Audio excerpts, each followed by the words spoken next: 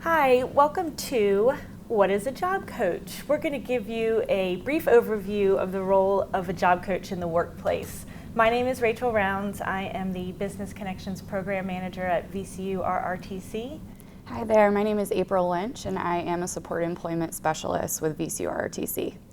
So we're going to answer the question, what is a job coach? What is our role? Who is this person on the job coach that is assisting somebody with a disability? So a job coach's responsibility is to help an individual with a disability to locate and maintain employment. And we are doing very individualized services. We're getting to know those folks really well in order to make a good job placement. We are looking to make an appropriate positive job match for this individual based on their support needs and their overall strengths. Our services are commissioned through DARS, the Department of Aging Rehabilitative Services, and that is our main referral source. Some synonymous terms you might hear on job sites at times for an employment specialist or a job coach might also be a life coach, a vocational rehab counselor, a staffing specialist, or a team consultant. We like to mix it up. So where does the job coach role begin and how does that affect you as the employer? It's useful to understand where the job placement process begins and to understand that the role of the job coach and the needs of the client. So there are 5 stages in supported employment. It starts with intake, then it moves to situational assessment. Maybe. Some people don't start in situational assessment. If somebody has a clear job goal, then they are going to start off in job development, and then we move into job site training. And then when somebody is independent and working on their job successfully, we back off in a process called fading, which we'll discuss later.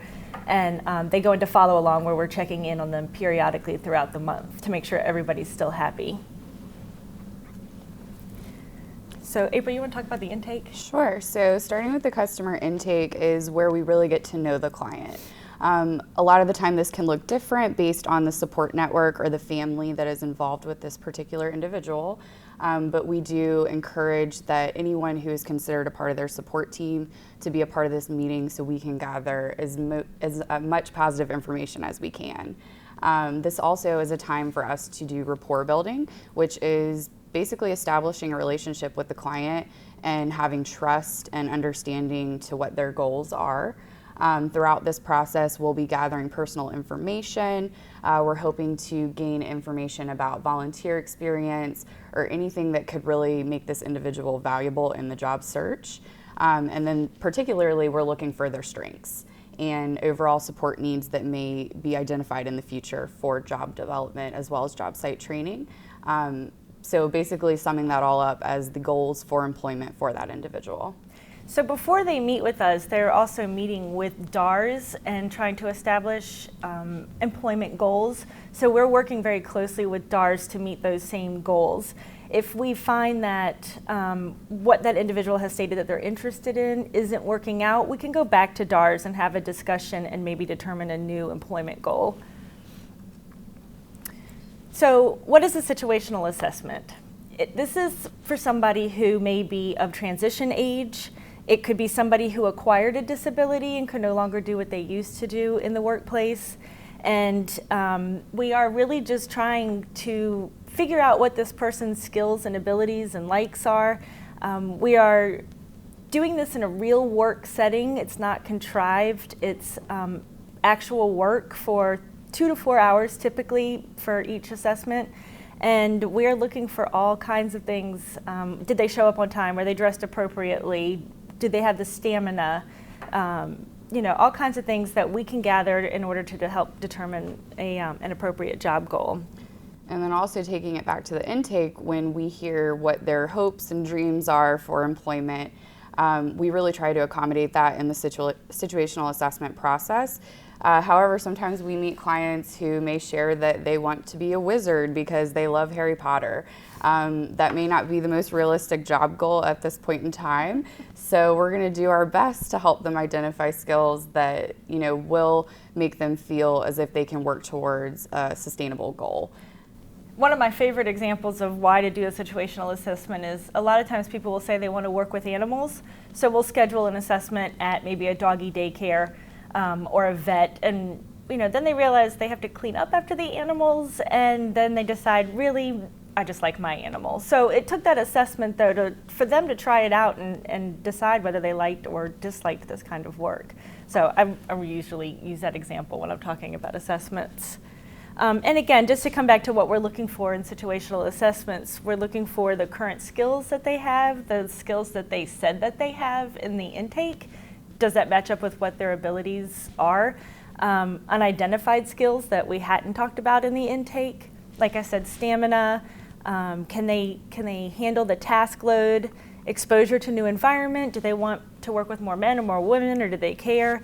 Interpersonal skills and how to best communicate and teach this person when they do find a job. You want to take this one? So what exactly makes a good assessment? The employment specialist or job coach will go and meet with the manager or employer on that particular business site and identify some tasks that could be helpful in the assessment process for that particular client, but then also we want to deliver for the business. We want to meet, the business is the customer as well, so we want to meet those needs. So identifying a task list for that particular assessment date could be beneficial for not only the client and the job coach, but for the employer as well. So making that a positive experience with planning ahead and having some expectations for the assessment. And then one of the biggest pieces is having a safe environment to be able to assess our clients and allow them to feel comfortable to really show us their skill set and just overall getting that information that we need to further the job search and hopefully make them a future employee for a business. And another thing is businesses can tend to have questions about liability in assessments because the individual is not an employee, and what happens if they get hurt during the assessment. In our situation, if the individual was injured on the assessment, our VR agency has coverage to ensure that the business is safe and sound in case anything happens to the consumer. And if anything happened to one of us on the job site, we have workers' compensation through our employer. So then once we gather all this information from situational assessment, we've determined an appropriate job goal, we're going to start to hit the pavement and look for employment. So we have compiled all the information gained from the intake and the assessment, and we're going out there to look for a good job match. The process varies for each individual. All of our services are very individualized, and so I always kind of say we're not going to put a square peg into a round hole. If I know that a fast food position exists, but I have a consumer who's looking for clerical work, I'm not going to stick him in the fast food position just because I know it's available. Our goal is long-term employment, so we're hoping to find a good job match to best fit that client's Thank support you. needs. Thank and you. I like what you said earlier, Rachel, when you brought up how sometimes our clients go straight into job development and they skip over the situational assessment process. We have experienced clients who have been in volunteer positions for years and gaining this exposure to a job site, building rapport with these management teams, but then needing that support to further that job placement process. So that's when the employment specialist can come in and assist that client in any paperwork that's necessary and pretty much just advocating for employment. So some of the things that we do is, I would say one of the least successful things is navigating job boards. That's not to say it doesn't work, because we have made placements that way, but really it's about creating relationships in the community and introducing yourself to business owners and hiring managers, community networking, where again, we're taking our clients' interests into mind and we are going out there and trying to find a good job match for them. Another thing we do is a job analysis, and hopefully, and we'll touch on this again later, but hopefully an employer will allow us to maybe take a tour of the facility and allow us to go, okay, this isn't what I thought it was, this might not be the right match, or this is exactly what I thought it was and I've got the perfect person for this position. So again, it's more about establishing relationships in the community, and that's how we make our best matches. And sometimes when we do make those best matches and then we create these relationships with employers, it can continue to additional placements. or even receptiveness of what we call a job carve or a restructured position. And this would be tailoring a position or maybe even creating a brand new position that best fits your business production needs as well as the client's strengths. So I don't know if we want to touch specifically on that, but well, I was just going to mention, I really love it when we've already created a great relationship with a particular employer, and when they have a need, they reach out to us, making our jobs a lot easier. So those relationships are really important to us and for the success of the consumer. So here are some ways that we assist our clients with job seeking skills. We will create and tailor resumes to each individual employer that we are, we may be looking for a couple different kinds of jobs, so we'll tailor their resumes for the employer that we're applying for. We'll assist with online applications. We may even do applications on their behalf with their permission.